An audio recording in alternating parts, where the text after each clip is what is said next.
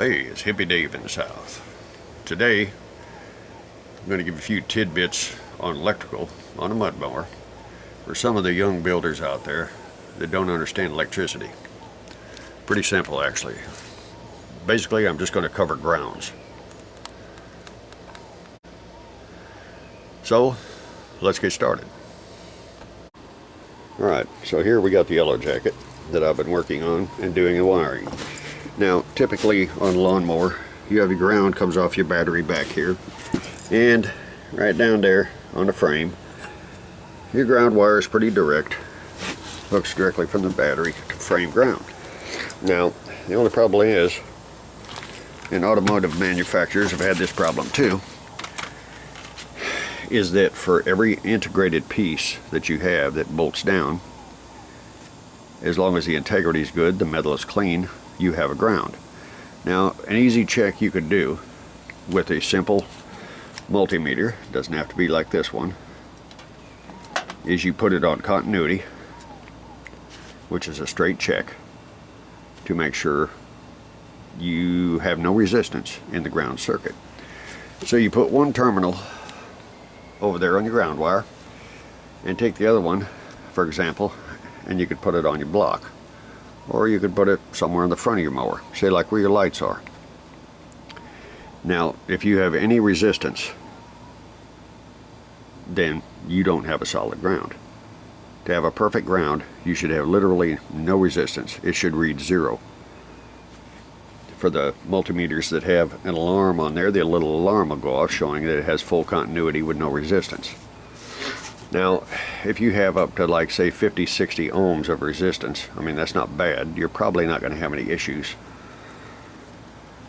But it can lead to issues later on as corrosion sets in. Now I know especially here in the south where we have high humidity, high moisture, and if you're doing mud riding in the water, this and that, anytime you start to compromise a connection, you're going to have problems. I've seen more people throw stuff away that they thought was bad, and all it was a bad ground.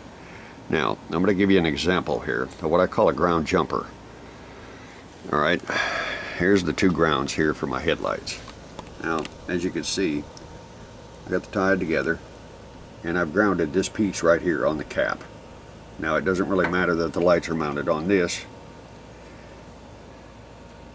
There's my first segment where I'm going to put a jumper. Now what I do is I run one from here to the frame. I run another one from here to right in here where all my other stuff is, and you can see it right down there, the little blue terminal. It's grounded to the frame there. Okay, now my solenoid is also grounded. Now what I did is establish on the same piece of metal here, both of these have some really good dielectric grease on there. So I've established continuity between these two here. Now what I'm going to do here in a bit is I'm going to bring a larger ground from my battery area up there, up here to where the winch wire is, the ground wire for the winch. Now I have this right here. This is a grounding stud. Now typically these are used in plants and stuff like that. You could buy them Steins or Lowe's or wherever. You don't need one quite this big, but you drill and put that somewhere and you use that as a centralized connection for all your grounds. Now what this does is simply ties all the grounds together through the wire and the frame. But if you start getting a compromising connection between the frame, the wire is still there. There's dielectric grease on every one of these connections. Every one. There too. In the back where I'm hooked to the frame. You'll never have a ground problem again. If you wire it up right the first time, then it's done. So as you can see, I've got my winch hooked up right there. I've got these wires pulled back.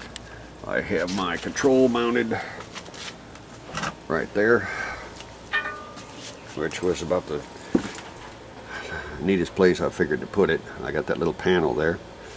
I drilled out these holes from sheet metal threads a little oversized, and used a tap and tapped him some threads for a 3/4 course, and of course I'll put a jam nut on the back of it.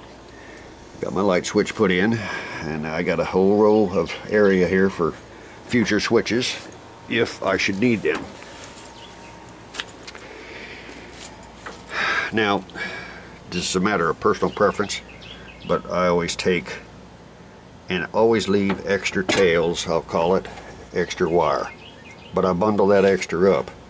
As you can see here, get in there with that light, there we go. You can see I got that extra wire bundled up there, just in case you have to pull it off. You might want to put it on something else. You might have to cut the wire and redo a connection.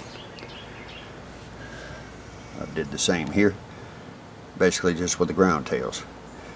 That way I could use the existing lugs there.